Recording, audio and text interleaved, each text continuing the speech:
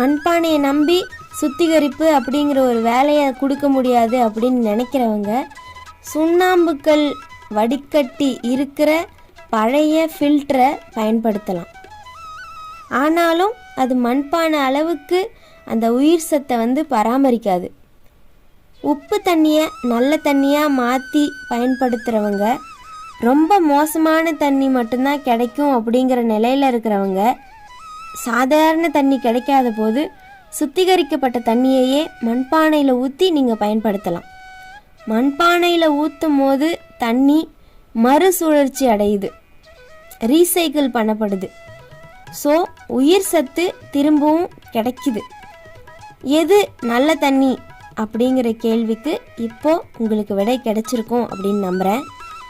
தாகம் இருக்கும்போது தேவையான அளவுக்கு நல்ல தண்ணியை குடிக்கணும் அப்படிங்கிறத நம்ம புரிஞ்சிருப்போம்.